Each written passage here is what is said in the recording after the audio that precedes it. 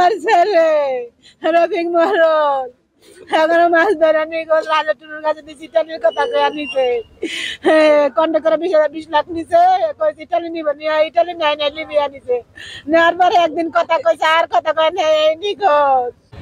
আপনারা যাতে ন্যায় বিচার পান সেজন্য আপনাদের পাশে আমরা থাকি, কারণ গভর্নমেন্ট কিন্তু আমাদের নিয়োগ দিয়েছে আপনাদের সেবা করার জন্য।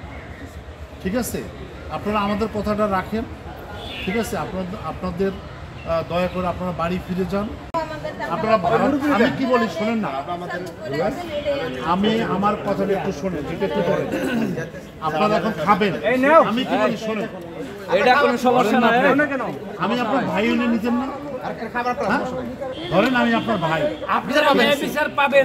তো সেই রিমান্ড শুনানিতে অংশগ্রহণ করব, যাতে আসামির এটাকে কি বলে যে পর্যাপ্ত পরিমাণে যাতে আসামির সাজা হয়, আপনারা যাতে ন্যায় বিচার পান, আমরা সেজন্য আমরা এই যে দেখা করে কথা বলে আসছি, সাথে সাথে আমরা কথা বলে বাইরে এলাম। কথা রাখেন, আপনারা ন্যায় বিচার পাবেন। আবার কালকে আসবেন, শোনেন না, অনশনও করতে হবে না, আপনাদের কাজ রাষ্ট্র করবে, এটা রাষ্ট্রের দায়িত্ব। কিভাবে রিমান্ডে আমরা দেখবো সেটা, রিমান্ড যাতে হয়। শিয়া বাটার ও ভিটামিন ই সমৃদ্ধ lily glam beauty soap. Lily, always beautiful. জেনেছেন যে মানব পাচারকারী দলের সক্রিয় সদস্য রাশেদ খান এবং তার ভাই চুন্নুরকে গ্রেপ্তার এবং তার বিচারের দাবিতে 24টি ভুক্তভোগী পরিবার আজকে 2 দিন যাবত তারা অনশন করতেছিলেন। বিষয়টি আমি বিকেলে অবগত হয়েছি। অবগত হওয়ার পরে আমি তাদের সাথে কথা বলেছি। আমরা আমাদের সাথে রাষ্ট্রের এডিশনাল পিবি সাহেব এবং এপিপি সাহেব এবং আমাদের পুলিশ ইন্সপেক্টর সাহেব উপস্থিত আছেন। আমরা তাদেরকে আশ্বস্ত করেছি যে তারা ন্যায় বিচার পাবে এবং ইতিমধ্যে রাশেদ খানকে গ্রেপ্তার করা হয়েছে এবং অন্যান্য আসামিদের গ্রেপ্তারের চেষ্টা চলছে। আমরা আশা করছি আইনশৃঙ্খলা বাহিনী খুব দ্রুতই তাদের গ্রেপ্তার করতে সক্ষম হবেন। ইতিমধ্যে রাশেদ খানের 7 দিনের রিমান্ড চাওয়া হয়েছে। আগামীকালকে রিমান্ড বিষয়ে শুনানি হবে।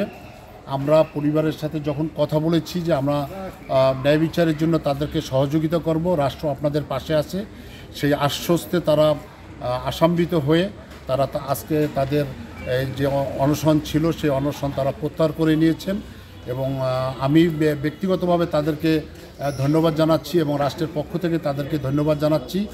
আমরা আপনাদেরকে আশ্বস্ত করতে চাই যে তারা যাতে ন্যায় বিচার পায় সেজন্য আমরা রাষ্ট্র তাদের সর্বাত্মক সহযোগিতা করবে। আসছিল আমার অনশন চালু ছিল, তো সে আসে আমাদের আশ্বাস দিয়েছে তার কথা রাখার জন্য আমাদের এই অনশনটা স্থগিত রাখছি। তার কথা আমরা সম্মানের সহিত রাখতেছি। যেহেতু আমাদের বাংলাদেশ সরকার তারা যদি জেলা কার্যালয়ে যে বড় বড় সরকারি কর্মকর্তারা আছে তারা যদি আমাদের আশ্বাস দেয়, আমাদের বিষয়গুলো দেখে, তাহলে আমাদের সর্বোচ্চ শাস্তি যে ওই আসামিদের পাওয়ার সেই উপযুক্ত শাস্তি জানি পায়, তাইলে আমার ভাইদের জানি আমরা ফেরত পাই, সেই উপলক্ষে আর কি আমরা এগুলা স্থগিত রাখতেছি।